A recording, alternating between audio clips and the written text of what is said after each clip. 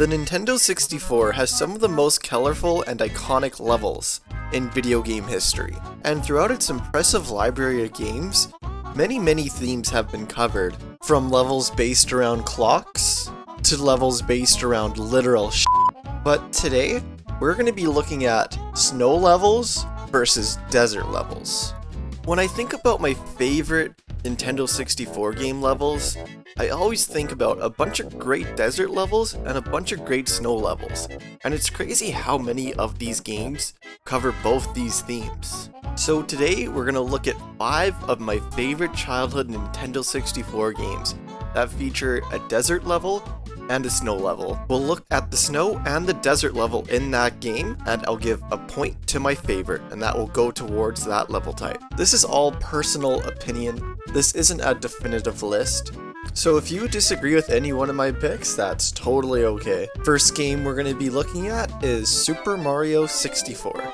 Mario 64 has 2 snow levels, Cool Mountain and Snowman's Land. So I'm going to pick my favorite of the 2 to face the desert level, Shifting Sand Land. And out of those 2, I'm going to pick Cool Mountain. Cool Mountain is an awesome level that's main gimmick isn't snow. I'd say its main gimmick is sliding. There is a super fun slide that you can go down, and you get to face this penguin down the slide too, but that's not even exactly what I'm referring to. You can pretty much slide down this entire stage. Mario 64 has a super impressive slide mechanic that I don't think many people really appreciate. If you take a game like Banjo-Kazooie, for instance, and put Banjo-Kazooie down a slide, you'll see how different it is. The way Mario gains momentum when he's sliding, and you still feel like you have solid control over him, makes these slide levels really fun, and to have an entire level that you can slide down is a super cool concept. Could you imagine if a level like Hazy Maze Cave was made like a slide? Remember being a kid and getting to this point in Cool Mountain and just thinking, how am I supposed to get up here? And then the game taught you how to wall jump for the first time, and it changed your experience for the rest of the game. Overall, I really like Cool Mountain. Now for Shifting Sand Land. Shifting Sand Land is a very cool level. I think one of the coolest features about it is there's a bunch of sinking sand in the level, which is an automatic death. And moving around the level can be frustrating. That is until you get a Koopa shell. When you get this Koopa shell, you're able to ride on all the sinking sand that would kill you in one hit, and it makes the level extremely fun.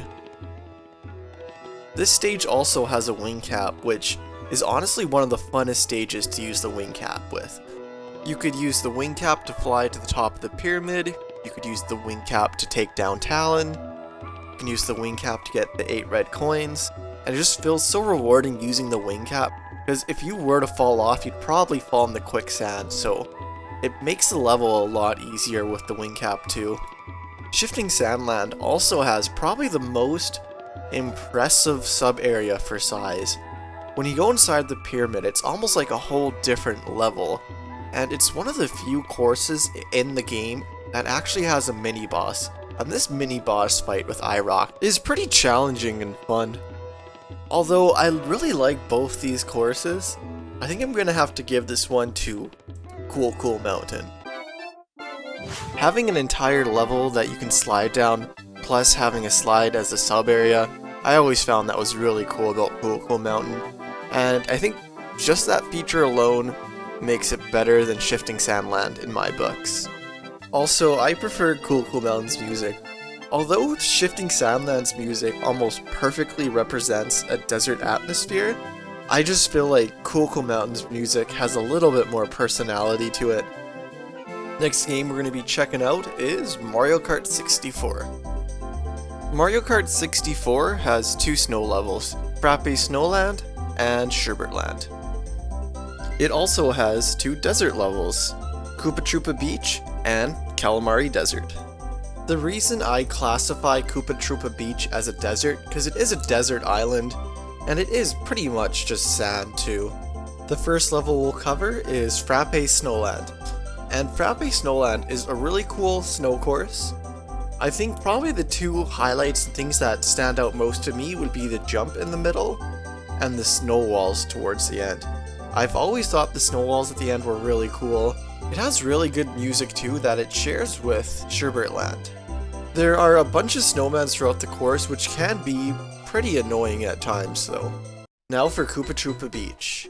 Koopa Troopa Beach is an awesome, unique level. One of my favorite features about it is that it contains an intentional shortcut. You would usually use a mushroom or a star to use the shortcut, but skilled players can definitely make this with just a regular jump. It has a pretty unique design with a couple branching paths. It also has really good music as well. The next level is Kalimari Desert. Kalimari Desert is a very unique level, as in it is just kind of strange the way it's laid out. Probably one of my favorite things about the level is the fact that there's a train that's constantly going around the track. And just like in actual traffic, you gotta stop for the trains, which I always thought was a pretty cool gimmick. Kalimari Desert features a bunch of dips and slopes, and a cool feature about the track is you can actually take the way that the train goes, although it is much longer. It also has one of the most memorable music tracks in the game. The next course is Sherbert Land, and Sherbert Land is a pretty interesting course. You are surrounded by freezing water, so at any time you could fall off into this water, and then you'd have to get lifted up by Lakitu. It's kind of cool because when Lakitu lifts you out of the water, you turn blue. Having this water makes for a couple cool scenarios where you can jump over the water to save a little bit of time. It also has this cave with a bunch of penguins. For me, I find these penguins more as a nuisance, mainly because it seems like no matter how careful I am, I'll always end up hitting at least one throughout the 3 laps. So overall, it's really close, but I'm gonna have to give this one to the desert levels. Koopa Troopa Beach has always been one of my favorites, and Kalimari Desert has such a good tune, and I've always liked the train gimmick. Sherbert Land and Snowman's Land have always frustrated me, because one, the snowman in Snowman's Land and the penguins in Sherbert Land, they're both great courses, but overall, the desert levels have this one. The next game we're going to be looking at is Banjo-Kazooie. With Banjo-Kazooie, we have Freezeezy Peak and Gobi's Valley. And what's really cool about these two levels is that you unlock them both at the same time, so you have a choice of which one to go to. These two levels also feel kinda connected because there's a backtrack gimmick in the game. In Freezeezy Peak, you learn how to fly, and you need to learn how to fly to beat Gobi's Valley. But in Gobi's Valley, you learn how to use the running shoes, which you need for Freezeezy Peak. Freezeezy Peak is a great level that contains multiple races, really good music, a couple cool sub-areas, and it contains the infamous Ice Key. Also, it has a transformation by Mumbo to transform into a walrus. Gobi's Valley, on the other hand, contains multiple pyramids with sub-areas, some cool flight pads, a really fun side quest with a camel. It also contains this really great Egyptian sounding song. Although both these levels are really good, I'm gonna have to give this one to Freezeezy Peak. Freezeezy Peak has a transformation that Gobi's Valley doesn't, and also, I've always found getting all 100 notes in Gobi's Valley to be very frustrating, and some of the sub-areas just kind of feel tedious, especially with repeat playthroughs.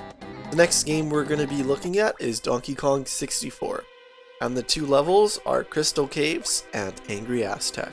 Crystal Caves is a really cool level, which includes a really challenging yet fun beetle race with Lanky Kong, a mini boss fight to do as Tiny Kong, lots of Rocket Barrel opportunities for Diddy, and literally dozens of sub-areas throughout the level with nice fun little challenges. Crystal Caves has great music, a great aesthetic, and overall, it is probably one of my favorite levels in Donkey Kong 64.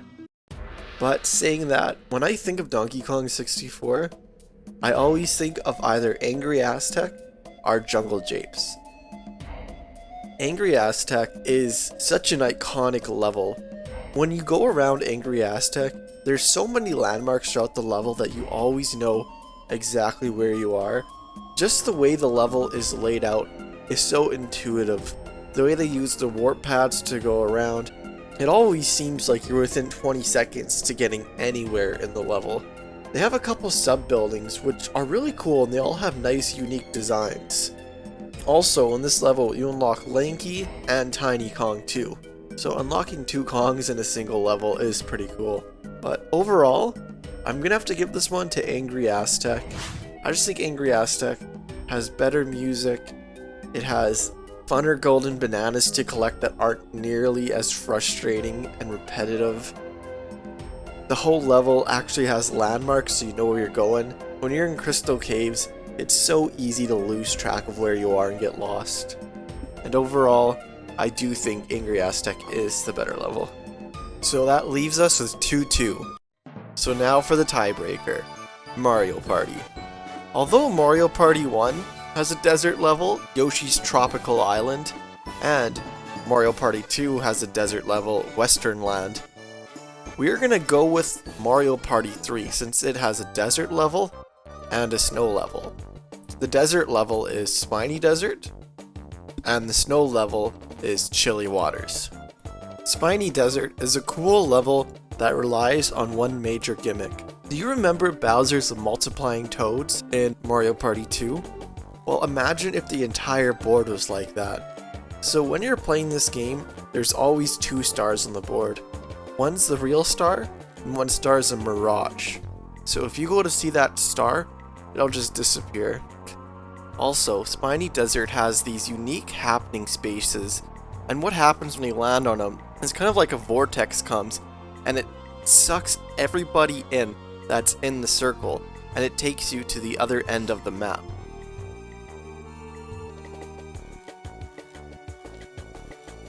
And now for Chilly Waters, and I'm just gonna say it. Chilly Waters is my favorite Mario Party map out of all the Nintendo 64 Mario Parties. Out of every Mario Party map on the Nintendo 64, I think this is the map where you're almost always within 25 spaces to the star no matter what. I've always enjoyed games with high star counts, I just think it's funner. And a lot of maps in Mario Party, they make it way too difficult to get stars. For instance, in Chilly Waters, no matter where you are on the map, you're within 25 spaces to pretty much every other space on the board. Now let's look at Spiny Desert. A lot of the times you'll have a star that would be over 30 spaces away from you. And even if you make it there, it could be a mirage because of the gimmick that is used. I think if Spiny Desert didn't have the mirage mechanic, it would be a much better level. But Chilly Waters has a great layout.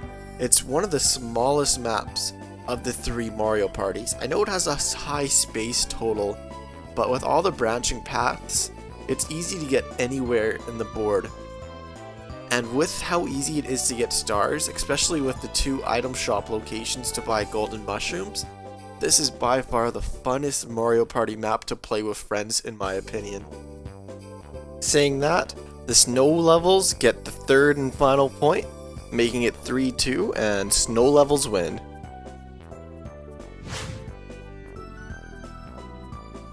Overall, the Nintendo 64 has some of the best levels in video game history, and the amount of great snow and desert levels that there are for the system is just amazing.